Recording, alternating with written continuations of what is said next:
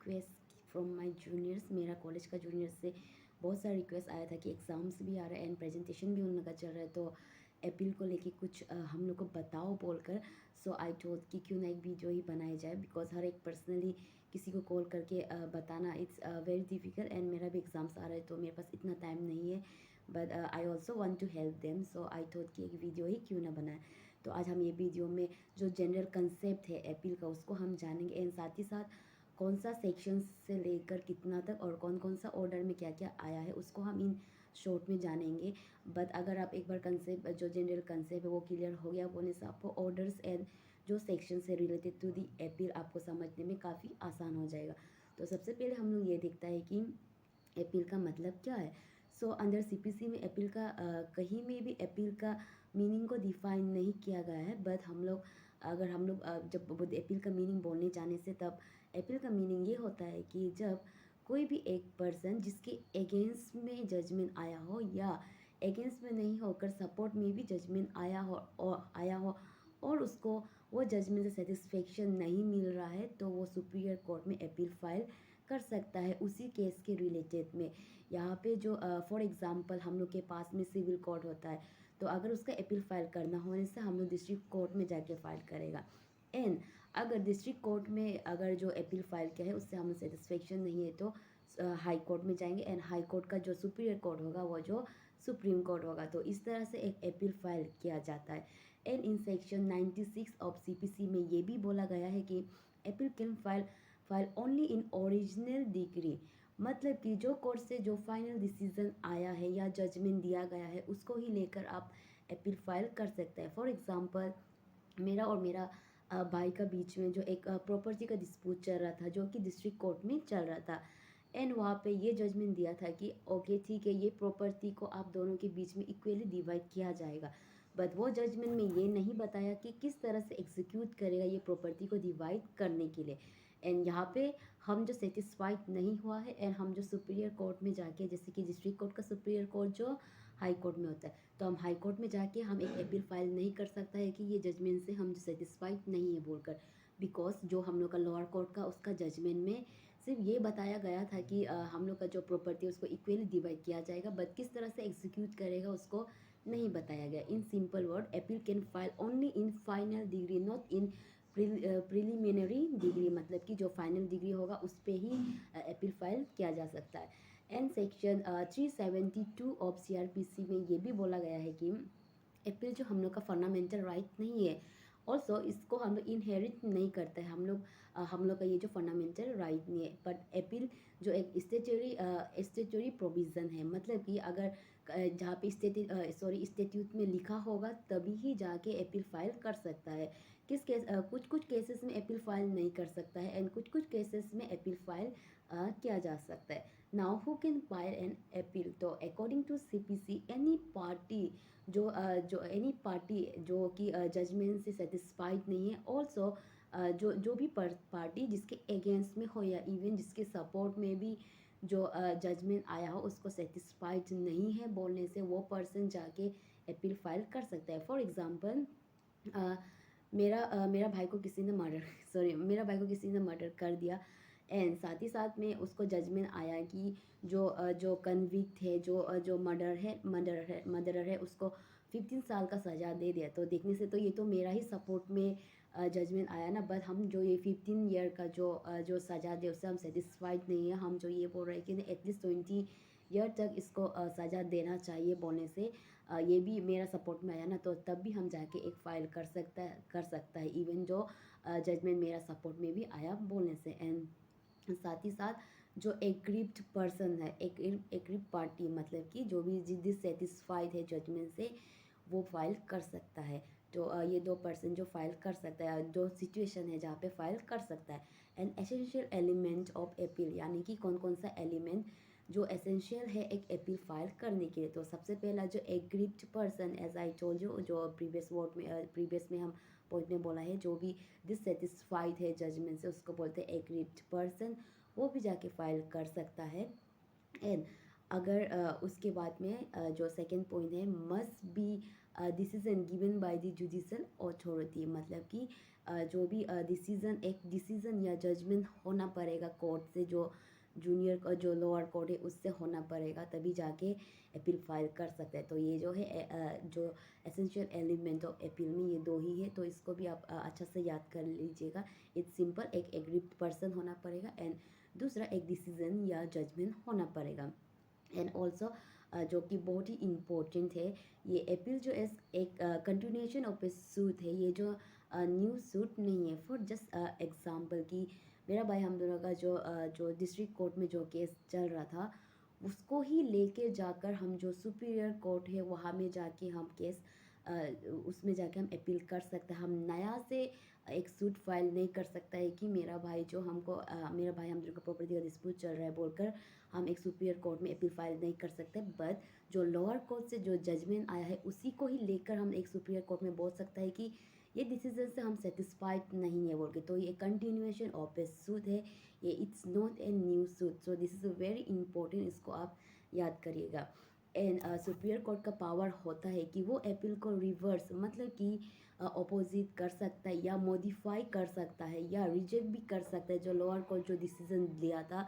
और जब आप अपील कर रहा है इन सुपीरियर कोर्ट में, तो सुपीरियर कोर्ट का पास पावर है कि वो लोअर कोर्ट का जजमेंट को वो जो डायरेक्ट रिजेक्ट कर सकता है। एंड ऑल्सो एक बहुत ही important point I almost forgot to tell you that कि अगर कोई भी जजमेंट, जैसे कि एज आई टोल्ड यू, एक एग्जांपल दिया था कि मेरा भाई हम दोनों का प्रॉपर्टी का डिस्प्यूट चल रहा है एंड वहाँ पे मेरा भाई और हम दोनों जो ये बोलता है कि अच्छा ठीक है दीदी, आप एक घर है जो हम लोग का प्रॉपर्टी उसको ले लो, और जो दो घर है उसको मेरा भाई जो बोलता है हम ले लेते हैं, लेगा बोलकर। और उसी समय हम भी बोलते हैं अच्छा ठीक है तब तो ऐसा करता है बोल के हम लोग कोर्ट को बताते हैं कि हम लोग निगोशिएट कर लिया, हम दोनों के बीच में ये जो कंसेंट हो रहा है कि दीदी एक प्रॉपर्टी लेगा एंड भाई दो प्रॉपर्टी लेगा। तो यहाँ पे कोर्ट भी अकॉर्डिंग टू दैट हम दोनों का निगोशिएशन एंड कंसेंट को लेकर वो जो जजमेंट पास कर दिया। एंड लेटर ऑन हम या मेरा भाई वही जजमेंट को लेकर नहीं जा सकते इन सुपीरियर कोर्ट की, नहीं हम ये नहीं बोल सकते कि हमको दो चाहिए, और मेरा भाई ये नहीं बोल सकता कि हमको पूरा को ही चाहिए, ये नहीं बोल सकते। बिकॉज ये जो जूनियर जो लोअर कोर्ट का जो जजमेंट था वो दो अकॉर्डिंग टू मेरा भाई और हम दोनों का कंसेंट एंड निगोशिएट होके ही ये जजमेंट पास किया था। तो अपील जब जो भी जजमेंट होता है उसको अगर कंसेंट एंड निगोशिएट करके जजमेंट देता है, देन वो जजमेंट को इन फ्यूचर में अपील नहीं कर सकता इन सुपीरियर कोर्ट में।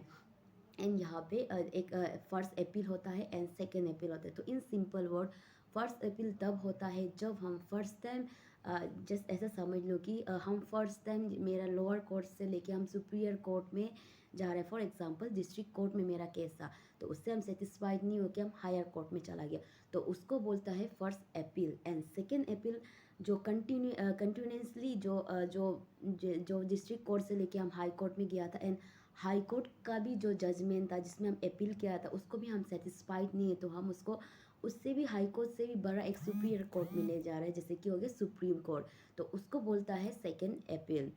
एंड फर्स्ट अपील में किस तरह का क्वेश्चन से रिलेट जो अपील हो सकता है। तो फर्स्ट अपील में अगर जजमेंट जो क्वेश्चन ऑफ फैक्ट या question of law and mixture of both होने से अपील फाइल कर सकता है। And second appeal can file only on A substantive question of law में फाइल कर सकता है। एंड ऑल्सो जो अगर सेकेंड अपील में अगर जो अमाउंट होगा वो 25,000 का नीचे का कुछ अमाउंट होता है बोलने से उसको सेकेंड अपील में फाइल नहीं कर सकता है। So this are the sums general concept of appeal. I hope आपको ये समझ में आया होगा, पर अगर आपको अभी भी समझ में नहीं आया बोलने से आप एक बार सेक्शंस एंड ऑर्डर को छोड़कर गूगल या बुक्स या यूट्यूब में जाके जो कंसेप्ट है उसको कंसेप्ट को क्लियर कर लीजिए। बिकॉज एक बार कंसेप्ट क्लियर हो गया बोलने से आपको ऑर्डर्स एंड सेक्शन आसानी से समझ में आ जाएगा।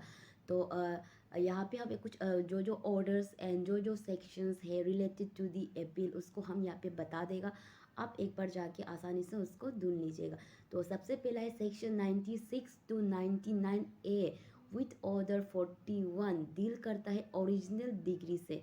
मतलब कि एज आई टोल्ड यू जो भी अपील फाइल करना होगा वो जो फाइनल डिग्री होना पड़ेगा, एक फाइनल जजमेंट होना पड़ेगा जो लोअर कोर्ट है, तभी जाके अपील फाइल कर सकता है इन सुप्रीरियर कोर्ट में। तो अंदर सेक्शन 96 से लेके 99A में यही विद ऑर्डर 41 में यही सब डील करता है कि किस तरह से एक ओरिजिनल डिग्री को अपील फाइल कर सकता है बोलकर।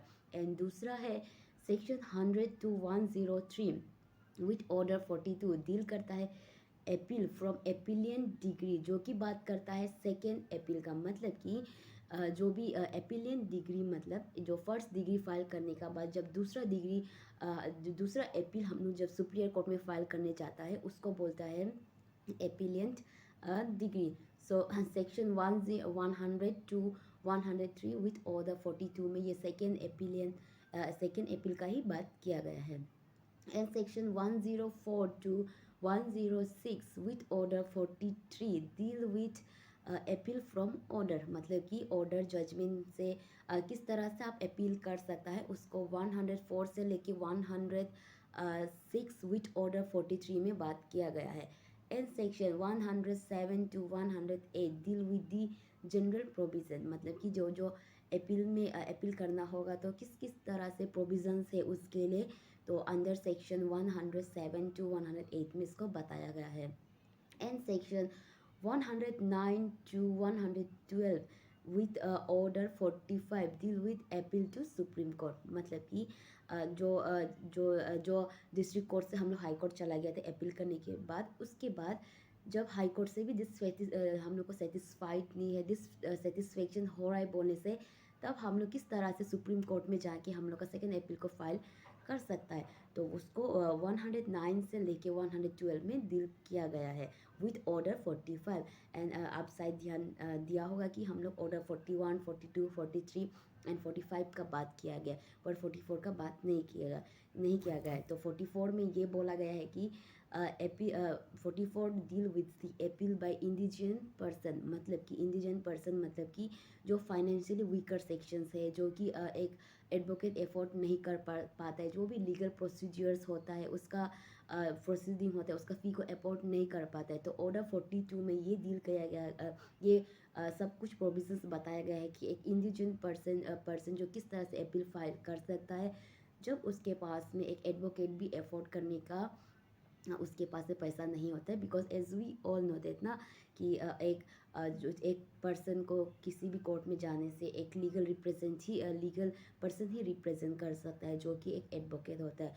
तो अंडर ऑर्डर 44 में ये दिया गया है। So and also one of the एक इम्पोर्टेंट पार्ट ये है कि अगर आप जो डिस्ट्रिक्ट कोर्ट से लेके हाई कोर्ट में अगर आप अपील फाइल करने जा रहा है बोलने से आप 30 डेज़ के अंदर में जैसे कि डिस्ट्रिक्ट कोर्ट में मेरा जजमेंट आया तो उसका ड्यूरेशन ऑफ टाइम जो 30 डेज़ होगा। 30 डेज़ के अंदर में हम जो हाई कोर्ट में जाके अपील कर सकता है। एंड सुप्रीम कोर्ट में हाई कोर्ट से अगर आप सुप्रीम कोर्ट में जाता है बोलने से 90 डेज़ के अंदर में आप अपील फाइल कर सकते हैं। सो शायद पूरा नहीं होने से भी थोड़ा तो समझ में आया होगा।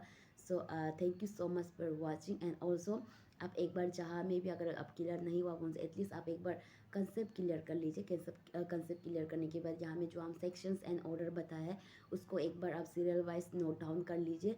उसके बाद में आप उसको पढ़िए तब आपको अच्छा से समझ में आ जाएगा। So thank you so much for watching.